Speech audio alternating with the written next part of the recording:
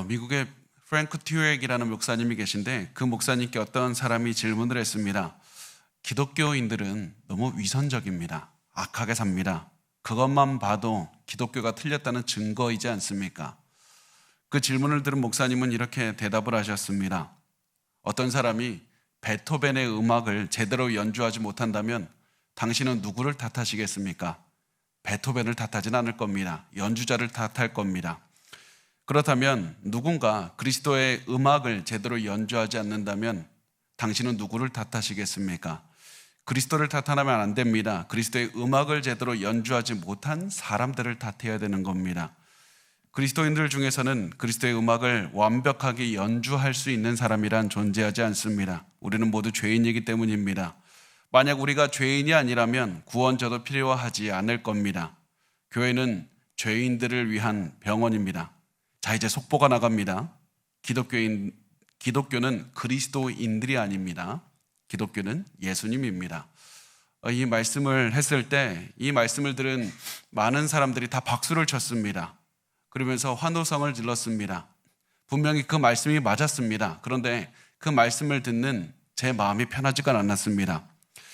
왜냐하면 그 질문을 한 사람의 마음도 충분히 이해가 됐기 때문입니다. 분명히 그 기독교인들 죄 많은 걸 압니다. 기독교인들 완벽하지 않은 걸 압니다. 그리스도가 완벽한 거 다 압니다. 그렇지만 최소한 그리스도인들이라면 세상보다 나아야 되는 것 아닙니까?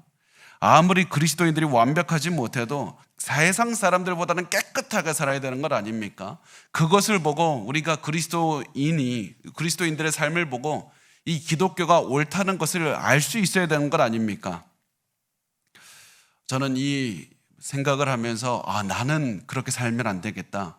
그렇게 생각을 했고 우리 성도들도 이렇게 살았으면 좋겠다는 생각을 했습니다. 비록 우리는 완벽하지 않지만 세상 사람들보다는 정직하고 깨끗하게 살았다고 말할 수 있는 그런 삶을 사시기를 바랍니다.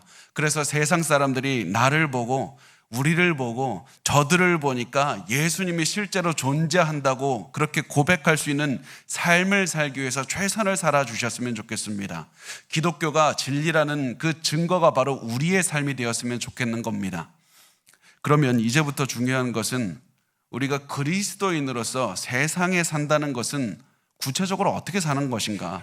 구체적으로 어떻게 살아야 우리가 그리스도인으로서 세상에서 세상보다 깨끗하고 정결하게 살아갈 수 있는 것인가? 그 질문이 중요하고 그 질문에 대한 답은 오늘 본문에서 찾을 수가 있습니다. 오늘 본문을 보면서 우리가 세상 속에서 하나님의 백성으로 세상에 속하지 않고 하나님께 속한 그리스도인으로 살려면 어떻게 살아가야 되는지 나누어 보도록 하겠습니다. 우선 신명기 22장 1절에서 3절을 같이 보겠습니다. 이 말씀은 이렇게 말씀을 합니다. 내 형제의 소나 양이 길 잃은 것을 보거든 못 본 채 하지 말고 너는 반드시 그것들을 끌어다가 내 형제에게 돌릴 것이요 내 형제가 내게서 멀거나 또는 내가 그를 알지 못하거든 그 짐승을 내 집으로 끌고 가서 내 형제가 찾기까지 내게 두었다가 그에게 돌려줄지니 나귀라도 그리하고 의복이라도 그리하고 형제가 잃어버린 어떤 것이든지 내가 얻거든 다 그리하고 못 본 채 하지 말 것이며. 자, 우선 본문에 주어진 상황이 무엇이냐면 우리가 길을 가다가 우연하게 길을 잃은 소나 양을 본 겁니다. 이때 무엇을 해야 되냐면 가장 먼저 해야 되는 것, 그 짐승을 그대로 두면 안 되는 겁니다. 무엇이라도 해서 주인을 찾아주는 것이 가장 중요합니다. 왜냐하면 이 당시의 소나 양은 굉장히 집에 중요한 재산이었기 때문입니다. 이 짐승을 그대로 두었다가는 이 자연적인 여러 가지 이유로 죽거나 상할 수도 있는 것이고 이 짐승 도둑들이 잡아갈 수도 있는 것입니다. 그렇게 되면 그 짐승을 잃어버린 사람에게는 굉장히 큰 손해가 되거나 아니면 재산 전체를 잃어버리는 것이기 되기 때문에 이 짐승을 발견한 사람은 반드시 그 짐승을 돌려주라는 겁니다. 그런데 문제가 이제 생기는데 그게 무엇이냐면 이 짐승의 주인이 멀리 살고 있거나 우리가 짐승의 주인을 모른다면 어떻게 해야 됩니까? 그냥 근처에 이 짐승의 주인이 살면 데려다 주면 되는데 근처에 살지 않거나 주인을 모르면 그렇게 할 수가 없기 때문입니다. 그럴 때 성경은 이렇게 말합니다. 우리에게 그 짐승을 우리 집으로 데리고 가서 잘 보살펴 주라고 말을 합니다. 멀리에서 주인이 도착하거나 그 짐승의 주인을 찾기까지 잘 돌봐주라는 겁니다. 사실 이거는 말로 하기는 쉬워도 실제로 하기는 굉장히 어려운 겁니다. 왜냐하면 소나 양을 돌보는 것, 오랫동안 돌보는 것, 그만큼 많은 돈과 노력이 들어가기 때문에 그렇습니다. 자신에게 많은 손해가 오는 것이지만 성경은 우리에게 그럼에도 불구하고 돌봐주라고 말을 합니다. 왜 그러냐면 우리는 그리스도인이고 하나님의 사람이기 때문이라는 겁니다. 하나님께서는 사랑과 자비가 많으신 분입니다. 그리고 하나님을 닮은 우리는 하나님의 자녀이기 때문에, 하나님의 백성이기 때문에 다른 사람을 위해서 기꺼이 손해를 보라는 겁니다. 21세기에 이 말을 듣는 성도들은 이렇게 생각할 겁니다. 나는 소나 영이 없으니까 이 말씀 나에게 적용되지 않는다. 그런데 이 말씀은, 우리가 이 말씀을 좀 더 깊게 보면 알 수 있듯이 이 말씀은 잃어버린 모든 물건에 해당하는 겁니다. 사람들이 잃어버린 모든 물건에 해당하고, 거기 한 걸음 더 나아가서 부당하게 누군가 강탈당한 물건이 있습니까? 착취당한 물건이 있습니까? 거기에도 해당이 됩니다. 그래서 우리가 이 말씀을 보면서 결론을 내려야 되는 것은 단순히 누가 물건 잃어버리면 찾아주겠다는 것 이상으로 사회에서 잘못된 것을 보고, 부당하게 누군가 이득을 취하고 부당하게 이득을 빼앗긴 걸 보고 억울하게 손해를 당한 사람이 있는가? 너희가 앞장서서 고쳐줘야 된다. 너희가 그 사회에서 가만히 있지 말고 너희가 앞장서서 부조리를 해결해야 되는 것이다. 이것은 학생들에게도 그대로 적용이 됩니다. 학교에서 학교 폭력을 당하는 어떤 학생을 봅니까? 그러면 그것을 못 본 채 하지 말고, 외면하지 말고 그 학생을 위해서 목소리를 높여야 된다는 겁니다. 남이 실수로나 부당하게 중요한 물건, 권리 잃었다면 절대로 그들의 불행을 외면해서는 안 된다. 아무리 우리에게 손해가 온다 할지라도 앞장서서 올바른 행동을 하라는 겁니다. 그래서 여기에서 우리가 한 가지 더 집중해서 보기로 원하는 것이 한 가지가 있는데, 이 말씀을 잘 보면 우리가 원하는 대로 쓰여져 있지 않다는 것을 보게 될 겁니다. 너는 잃어버린 짐승을 보면 그 짐승을 잃어버린 사람을 위해서 기도만 해주고 떠나라라고 말씀하지 않는다는 겁니다. 말씀은 행동하라고 말씀을 합니다. 우리에게 동일한 것은 우리도 안 좋은 행동, 안 좋은 삶을 보고 그냥 부조리를 보고 기도만 하면 안 된다는 겁니다. 아무리 가난하고 아무리 우리가 바빠도, 우리가 아무리 힘이 없어도 도움이 필요한 사람을 보면 행동하라는 겁니다. 우리가 보통 이렇게 하지 않습니까? 하나님 저 사람을 불쌍히 여겨주시고 저 사람을 위해서 사람을 보내주십시오. 나보다 돈 많고 나보다 시간 많고 나보다 능력 있는 사람을 보내주십시오. 나는 아닙니다. 나는 지금 빨리 가야 됩니다. 그렇게 하지 말고 하나님께서 너에게 저 사람을 보여주신 이유를 생각하라. 저 사람을 위해서 너가 행동하기를 원한다는 사실, 그것을 기억하셔야 됩니다. 왜 그렇습니까? 우리가 하나님의 자녀이기 때문이고 하나님의 백성이기 때문인 겁니다. 분명히 우리가 하나님의 말씀대로 살면 하나님께서 많은 복을 주실 겁니다. 지금 우리가 복을 받지는 않아도 우리가 나중에 천국 가면 하나님께서 상급을 많이 주실 겁니다. 그런데 우리가 받을 상 때문에 우리가 선한 행동하는 거 너무 중요하지만 더 중요한 것이 무엇이냐면 나의 정체성을 생각하고 하나님의 뜻대로 살아가는 것이 훨씬 중요한 겁니다. 내가 하나님의 말씀대로 살면 하나님께 복 많이 받을 것이다. 그러므로 내가 선하게 행동해야 된다. 이렇게만 생각을 한다면 우리는 앞으로 하나님의 뜻대로 살지 않을 때가 오게 될 겁니다. 왜냐하면 하나님이 주시는 복과 내가 당장에 하나님의 뜻을 따르지 않아서 세상에서 받을 수 있는 복을 비교하게 될 것이기 때문에 그렇습니다. 그리고 우리가 보통 하는 선택은 나중에 하나님이 주실 엄청난 복보다 지금 당장 작더라도 세상에서 받을 복을 생각하는 것이 우리의 죄악된 마음이기 때문에 그렇습니다. 그래서 우리가 분명히 하나님께서는 우리에게 상급 주실 겁니다. 상급 기대하며 사는 것 너무 중요합니다. 그러나 그것보다 훨씬 더 중요한 것은 나는 하나님의 백성이고 하나님의 자녀이고 그래서 하나님의 말씀대로 살아간다. 이 마음을 반드시 기억하고 사셔야만 됩니다. 이 세상에서 하나님의 자녀로서 살아가는 것이 너무나도 중요한 겁니다. 그 다음에 성경은 조금 다른 상황을 제시합니다. 4절 말씀에 보면 이렇게 말씀을 합니다. 내 형제의 나귀나 소가 길에 넘어진 것을 보거든 못 본 채 하지 말고 너는 반드시 형제를 도와 그것들을 일으킬지라. 길에서 짐승이 길에 넘어져 있다고 말하는데 그 이유가 무엇이냐면 무거운 짐을 지고 가다가 너무 무거웠기 때문에 넘어진 겁니다. 짐을 나르다가 짐이 너무 무거웠거나 이 짐승이 노쇠해서 쓰러졌고 이 짐승을 세우기 위해서 이웃이 최선을 다하고 있는 겁니다.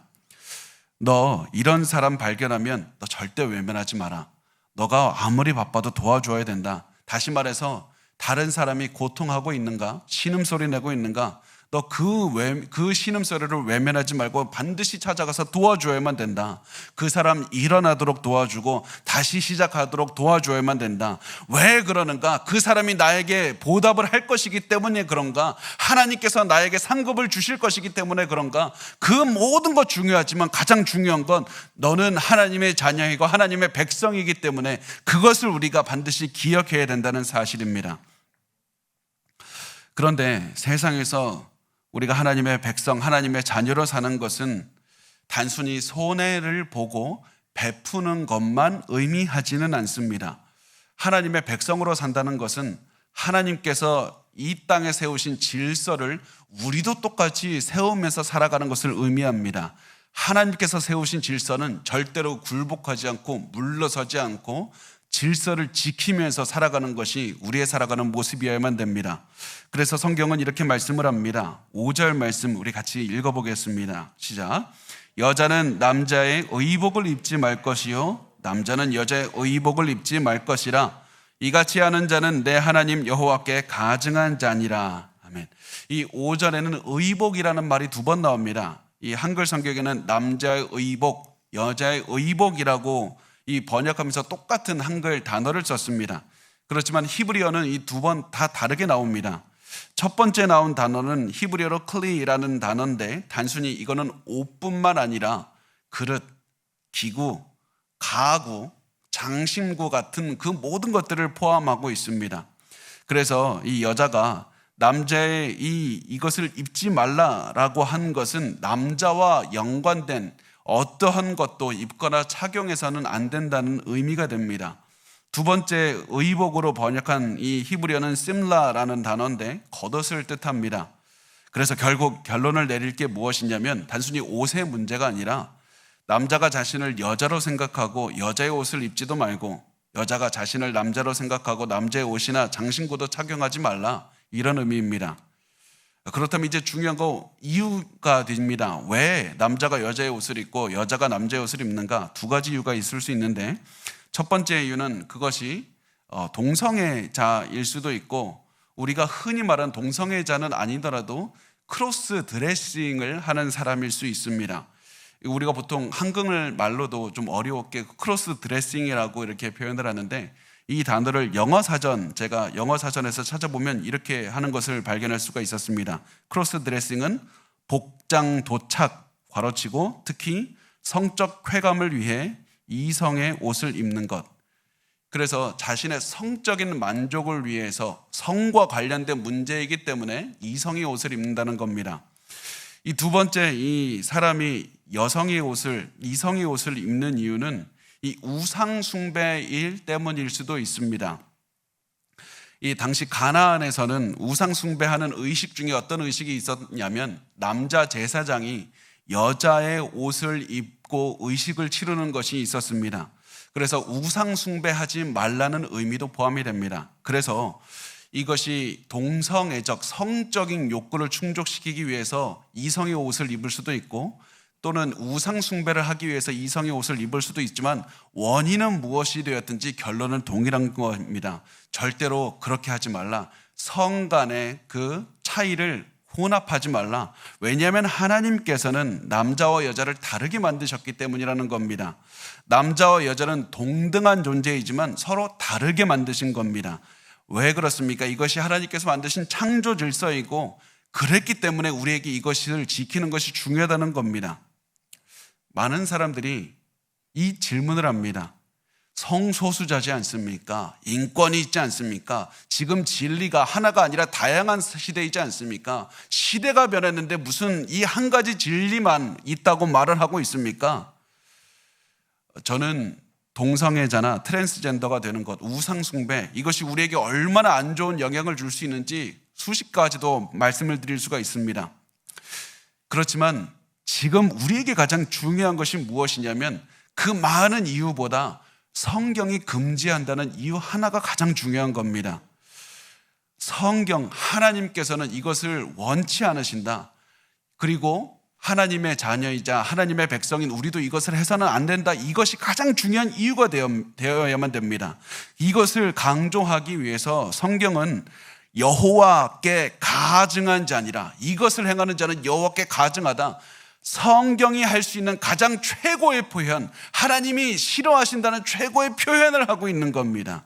이 말씀을 들으시고 우리가 기억하셨으면 좋겠습니다.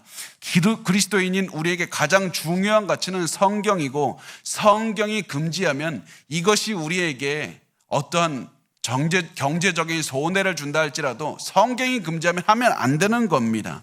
이것이 바로 하나님의 백성으로 이 세상에서 살아가는 우리의 모습이어야만 됩니다. 하나님의 질서를 세우면서 살아가시기 바랍니다. 그 다음 성경은 우리를 굉장히 놀라게 하는 말씀을 하는데, 갑자기 이 다른 사람들을 도와주는 그런 법에 대해서 말씀하시다가 짐승에 대한, 새에 관한 법을 말씀을 합니다. 6절에서 7절은 말씀하는데 이렇게 말씀합니다. 우리 같이 읽어보겠습니다. 시작. 길을 가다가 나무에나 땅에 있는 새의 보금자리에 새 새끼나 알이 있고 어미새가 그의 새끼나 알을 품은 것을 보거든 그 어미새와 새끼를 아울러 취하지 말고 어미는 반드시 놓아줄 것이요 새끼는 취하여도 되나니 그리하면 내가 복을 누리고 장수하리라. 자, 이 말씀 보면 성경에서 이제 어미새와 새끼새가 같이 있거나 어미새와 알이 같이 있는 것을 발견하게 됐다고 치자.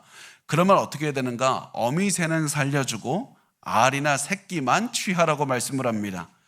왜냐하면 어미새까지 같이 잡으면 이 어미새가 이제 알을 낳을 수가 없지 않습니까? 그렇게 되면 이 새가 멸종할 수도 있기 때문이다. 그래서 이 하나님께서 갑자기 인간에 대해서 말씀을 하시다가 새에 대해서 말씀을 하시는 이유, 첫 번째 이유, 두 가지 중에 첫 번째 이유가 여기에서 나오는데, 새가 다 죽으면 앞으로 새를 잡아먹을 수가 없고 그렇다면 너희가 굶을 수밖에 없지 않느냐. 그러니까 인간을 위해서 새가 멸종되지 않도록 새의 어미는 잡지 말라고 말씀을 합니다. 그런데 두 번째 이유가 여기에 있습니다. 두 번째 이유가 무엇이냐면 우리가 청지기이기 때문이고 하나님의 백성이기 때문에 그렇습니다. 하나님께서 인간을 지으시고 인간에게 주신 사명, 세상을 다스리라고 하셨습니다. 그래서 하나님의 청지기로서, 하나님의 백성으로서 이 땅을 살아가는 우리에게 중요한 것은 이 자연을 잘 보호하고 다스려야 하는 의무가 있는 겁니다. 우리는 보통 그냥 환경에 대해서는 아무런 생각도 하지 않고 다른 사람에 대해서만 생각을 하지만 이 세상에 있는 풀 하나, 새 한 마리로도 하나님께서 만드신 귀한 피조물이라는 사실을 기억하셔야만 됩니다. 그래서 그 마음을 가지고 이 세상을 아름답고 잘 가꿔야 되는 의무가 우리에게 있는 것이다. 왜냐하면 그게 우리에게 도움이 돼서가 아니라 하나님께서 하나님의 백성에게 맡겨주신 의무이기 때문인 겁니다. 그 다음에 성경은 이제 생명의 중요성에 대해서 말씀을 합니다. 8절은 이렇게 말씀을 합니다. 너가 새 집을 지을 때 지붕에 난간을 만들어 사람이 떨어지지 않게 하라. 그 새가 내 집에 돌아갈까? 그 피가 내 집에 돌아갈까 하노라. 이 말씀을 하는데, 이 당시에 이스라엘 집을 보면 지붕이 다 평평했습니다. 이 평평한 이유가 무엇이냐면 이 당시 사람들은 이 평평한 지붕 위로 올라가서 휴식을 취하기도 하고 또 더운 날씨에는 이 지붕 위에서 잠을 자기도 했습니다. 이 지붕이 굉장히 레크리에이션도 하고 사람들이 많은 여가를 선용하는 장소로 쓰였는데, 문제가 언제냐면 밤이 되었을 때입니다. 지금 우리 시대는 전기가 흔하니까 굉장히 밝게 보이지만 그 당시는 굉장히 어두웠습니다. 밤이 되면 어두워서 한 치 앞이 보이질 않는 겁니다. 이럴 때 난간이 없으면 지붕에 있는 사람이 발을 헛디뎌서 죽기가 십상이었습니다. 이런 때 이 성경은 말씀을 합니다. 너가 집주인이면 이런 사고가 생기지 않도록 이 다른 사람들의 생명을 지키기 위해서 난간을 만들어야 된다. 집주인이야 지붕의 모양을 보고 잘할 수 있지만은 손님은 난간이 없으면 죽을 수 있지 않느냐. 난간을 만들어서 생명을 살리라. 그래서 난간이 없어서 사람이 죽었다면 그 피의 책임은 집주인에게 간다고 말씀을 합니다. 이 말씀이 우리에게 어떻게 중요합니까? 이제 앞으로 건물 지을 때마다 난간 지으면 됩니까? 그것이 아니라 다른 사람의 생명을 소중하게 여기고 생명을 살리기 위해서 너가 할 수 있는 모든 것을 하라는 말씀입니다. 단순히 너의 편의를 위해서만 돈 전략하고 너가 그냥 저 사람 내가 난간 없다고 말해 주었습니다. 그것이 중요한 것이 아니라 다른 사람의 생명을 위태롭게 하면 안 되는 것이고 다른 사람의 생명을 살리기 위해서 너가 최선을 다해야 되는 것이다. 여러분, 적극적으로 생명을 살려야 되는 의무가 우리에게 있다는 사실을 반드시 기억하셨으면 좋겠습니다. 우리가 텔레비전에 나오는 살인자들 보면서 우리 생명 죽이질 않았습니다. 나 살인하지 않았습니다. 저 사람 나와 상관없습니다. 이렇게 생각하지만 그거 당연한 겁니다. 그렇지만 더 중요한 것이 무엇이냐면 사람을 살리는데 안이한 마음을 가져서도 안 된다는 사실입니다. 하나님께서 우리에게 주신 사명은 생명을 살리는데 최선을 다해야 된다는 겁니다. 단순히 이 사람이 어떠한 어떤 자기의 그 우울증이나 여러 가지 정신적인 아픔 때문에 고통을 당하고 있는가? 혹시 그 사람 위태하게 보이는가? 너 그 사람 가서 그 사람의 손을 잡아 주어라. 그 사람에게 힘을 대어 주어야만 된다. 어떤 사람이 고난을 당하고 있는가? 힘들고 있는가? 그 사람을 가서 도와주어야 된다. 여러분, 그런 의무가 여러분 한 사람 한 사람에게 있다는 사실을 반드시 기억하셔야만 됩니다. 그래서 사람의 생명이 위험에 빠진 것을 보고도 그냥 여러분 내버려 두면 안 된다는 그것이 우리에게 의무로 있다는 사실을 기억하셔야만 됩니다. 마지막으로 하나님께서는 우리에게 세상에서 순수하게 살라고 말씀을 합니다. 그 말씀의 시작은 이렇게 9절에서 말씀을 합니다. 9절 말씀을 보면 내 포도원에 두 종자를 섞어 뿌리지 말라. 그리하면 내가 뿌린 씨의 열매와 포도원의 소산을 다 빼앗길까 하노라. 이 당시에는 농사를 지을 때 이 두 종자를 섞어서 뿌리기도 했다고 합니다. 그렇게 하면 땅 전체를 골고루 사용할 수 있어서 그래서 더 많은 소득을 얻을 수가 있었다는 겁니다. 그런데 성경은 너무나도 놀랍게도 두 종자 같이 뿌리면 너에게 경제적인 이득이 올 거야. 그런데 그거 중요하지 않다. 두 종자를 섞어 뿌려서는 안 된다고 말씀을 하는 겁니다. 왜냐하면 이것을 통해서 너희 하나님의 백성은 다른 종교를 혼합해서 섬겨서는 안 된다는 사실을 가르쳐 주기를 원하셨기 때문입니다. 너에게 손해가 온다 할지라도 하나님만 섬기는 마음을 반드시 지켜야 된다. 이것을 알려주시는 겁니다. 그래서 이스라엘 사람들은 한 종류의 씨앗만 뿌리면서 다짐하고 다짐했어야만 됐습니다.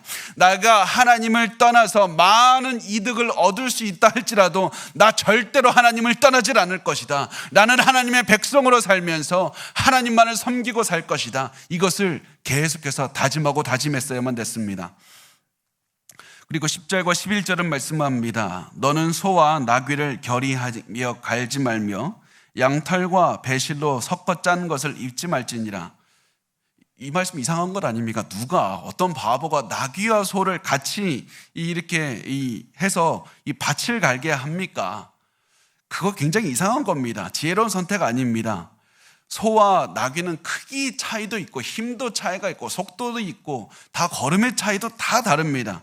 그런데 굳이 하나님께서 이 두 짐승을 같이 멍해져서 이 밭을 갈지 말라 이렇게 말씀하셨던 이유는 너는 절대 하나님만 섬기라는 말씀을 하기 위해서였습니다. 두 종류의 짐승이 같이 멍에를 메고 밭을 멜 수 없듯이 하나님과 우상을 동시에 섬길 수는 없는 것이다. 하나님과 세상을 동시에 섬길 수 없다. 그 말씀을 하고 추가로 또 무슨 말씀을 하냐면 여러 종류의 실을 같이 사용해서 옷을 만들어서는 안 된다고 말씀합니다. 이렇게 옷을 만들면 옷의 질이 떨어진다? 이것이 아니라 또다시 순수함을 강조하시는 겁니다. 옷의 질이 중요한 것이 아니라 너의 순수한 마음이 중요한 것이다. 이렇게 해서 이스라엘 사람들은 일부러 한 종류의 씨만 뿌리고 한 종류로 이 실로 옷을 만들면서 반드시 기억하고 다짐했어야만 됐던 겁니다. 나는 하나님의 백성이기 때문에 하나님께 내 마음 전부를 드리며 살 것이다. 그런데 여러분 잘 아시죠? 우리 이렇게 살기 너무 어렵습니다. 손해보면서 이웃을 위해 산다. 손해보면서 짐승들까지도 하나님께서 만드신 이 피조물 세계까지 돌보면서 산다. 어떻게 쉽습니까? 하나님께서는 우리의 마음을 아시고 우리의 상황을 아시고 우리를 너희의 능력으로만 이렇게 살라고 말씀하지 않으셨습니다. 하나님의 백성들이 힘을 얻을 수 있는 방법을 알려주셨습니다. 그것은 바로 하나님의 말씀입니다. 말씀을 기억할 때 우리는 어려움을 이겨낼 수가 있습니다. 그래서 12절에 이렇게 마무리를 합니다. 12절 보면 너희는 너희가 입는 겉옷에 내 귀에 술을 만들지니라. 여기서 말씀하는 술은 이 마시는 술이 아니라 장식으로 이 옷에다는 술을 말합니다. 사진 한번 보여주시겠어요? 이렇게 이스라엘 사람들은 옷의 내 귀퉁이에 이 술을 만들어서 달았습니다. 이 하나님께서 이 술을 만들어서 달라고 하셨는데 그 이유가 무엇이냐면 술을 볼 때마다 하나님의 말씀을 기억하게 하기 위해서였습니다. 그래서 민수기 15장 39절에서 40절은 말씀을 합니다. 이 술은 너희가 보고 여호와의 모든 계명을 기억하여 준행하고 너희를 방종하게 하는 자신의 마음과 눈의 욕심을 따라 음행하지 않게 하기 위함이라. 그리하여 너희가 내 모든 계명을 기억하고 행하면 너희의 하나님 앞에 거룩하리라. 술은 하나님의 말씀을 기억하게 하는 그런 도구였고 하나님의 말씀으로 이끄는 상징이었습니다. 그래서 하나님께서는 이스라엘 사람들이 하나님의 백성이 다른 사람의 옷의 밑에 달린 술을 볼 때마다 자기 자신이 입은 옷의 술을 볼 때마다 이 사실을 기억하기를 원하셨던 겁니다. 나는 하나님의 말씀을 보아야만 되고 말씀을 따라 살아가야 된다. 말씀을 생명같이 여겨야 된다. 왜냐하면 이 말씀이 나를 살리기 때문이고 나는 하나님의 백성이기 때문이다.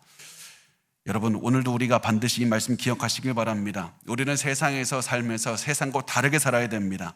하나님의 백성으로 살아가야만 됩니다. 하나님의 말씀만 순종하며 살아가야만 됩니다. 도움이 필요한 사람들을 위해서 기꺼이 손해를 감수하고 도와주어야만 되고 하나님이 만드신 질서를 유지하며 살아가야 되고 하나님의 피조 세계를 잘 다스리고 보존해야 되고 하나님의 말씀대로만 살아가야 됩니다. 왜 그렇습니까? 여러분은 하나님의 백성이기 때문이고 하나님의 자녀이기 때문이고 여러분은 그리스도인이기 때문입니다. 여러분 그 사실을 반드시 잊으셔서는 안 됩니다. 우리에게 아무리 손해가 온다 할지라도 거기에 상관없이 우리는 하나님의 말씀대로만 살아야만 됩니다. 왜냐하면 여러분 하나님의 자녀이기 때문입니다. 여러분 그 한 가지 사실을 반드시 기억하시고 사셨으면 좋겠습니다. 우리는 하나님의 자녀이기 때문에 하나님의 뜻대로 살아가야 된다는 사실입니다.